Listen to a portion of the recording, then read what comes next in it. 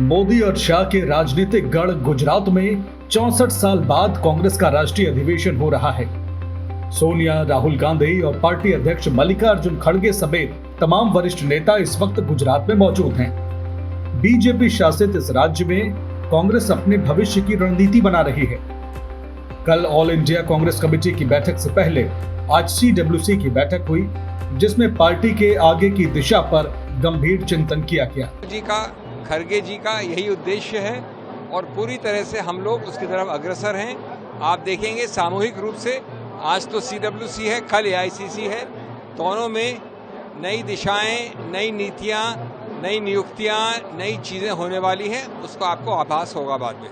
किस तरह से कांग्रेस पूरा नए रूप में नई दिशा के साथ, मैंने बताया अभी आपको कि ताकतवर, संघर्षशील, उपजाऊ और बहुत ही परिणाम ओरिएंटेड कांग्रेस। पिछले 3 दशकों से गुजरात में सत्ता से बाहर कांग्रेस 6 दशक बाद गुजरात की धरती पर अपना राष्ट्रीय अधिवेशन आयोजित कर रही है। 2024 के लोकसभा चुनाव के बाद राहुल गांधी 2 बार गुजरात आ चुके हैं। क्या ये महज संयोग है? तो जवाब है नहीं। दरअसल कांग्रेस गुजरात में बड़ा प्रयोग करने की इच्छा रखती है। उसे लगता है कि वो गुजरात, जहां कांग्रेस का कभी राज हुआ करता था, लेकिन अब वो बीजेपी का गढ़ है।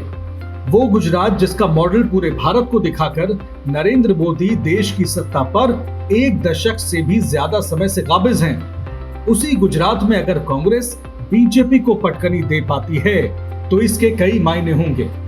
पहला ये कि विपक्षी दलों के लिए पहेली बन चुकी बीजेपी को अगर गुजरात में हरा दिया गया तो इस हार को मोदी और शाह की हार के तौर पर पेश किया जा सकता है। दूसरा ये कि कांग्रेस अगर गुजरात में अपने बिखरे संगठन को जोड़कर जीत दिला पाती है तो बाकी राज्यों के साथ साथ केंद्रीय स्तर पर भी पार्टी के संगठन को मजबूती मिलेगी। हो गए हैं, घरेलू मोर्चे पे हो गए हैं। निश्चित रूप से महात्मा गांधी के प्रदेश से कांग्रेस एक बार फिर अपनी वापसी का उद्घोष अहमदाबाद से करेगी, गांधीनगर से करेगी। आज एक विशेष प्रस्ताव सरदार वल्लभ भाई पटेल को लेकर उस पर चर्चा हुई और वो पारित हुआ और उसकी कॉपी अभी कि आपको 1-2 मिनट में मिल जाए। इसके अलावा कल जो 2 प्रस्ताव पर चर्चा होने वाले हैं, एक राष्ट्रीय मुद्दों पर और दूसरा गुजरात को लेकर जो राजनीतिक स्थिति है उस विषय पर एक प्रस्ताव, दोनों प्रस्तावों पर यहाँ चर्चा हुई, वो पारित भी हुआ और कल उस पर विस्तार से एआईसीसी में बहस होगी और उसके बाद वो भी पारित होगा। इसके अलावा आज जो अभी वेणुगोपाल जी ने कहा, हमारे 140 साल के इतिहास में 6ठी बार हम गुजरात में मिल रहे हैं।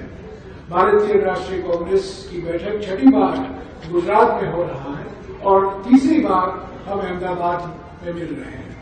आज की बैठक का विशेष महत्व ये है कि जब हम 150वीं जन्म जयंती मना रहे हैं सरदार वल्लभ भाई पटेल जी का, हमारा यहाँ सरदार वल्लभ भाई पटेल स्मारक में एक्सटेंडेड सीडब्ल्यूसी मीटिंग का बैठक करवाना मैं समझता हूँ एक हमारा फर्ज बनता था और हमारा कर्तव्य था और एक देश के राजनीति के लिए भी हम संदेशा दे रहे थे।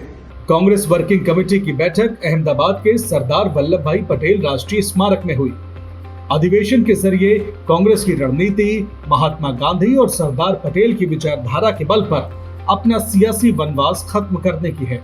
सरदार पटेल और महात्मा गांधी जी की जन्मभूमि को नमन करते हैं, जहां कांग्रेस की विचारधारा की जननी ये जन्मभूमि है सरदार पटेल जी की, महात्मा गांधी जी की। उस विचारधारा को राहुल जी खड़गे जी के नेतृत्व में किस रूप से हम आगे लेके जाएं, संगठनात्मक रूप से मजबूती के साथ, ये आज हमारा सीडब्ल्यूसी के माध्यम से हमने इन बारों में विचार किया। 2024 के लोकसभा चुनाव में भले ही कांग्रेस ने 54 से 99 सांसदों तक का सफर तय किया हो, लेकिन भविष्य के लिए उसकी राह आसान नहीं है।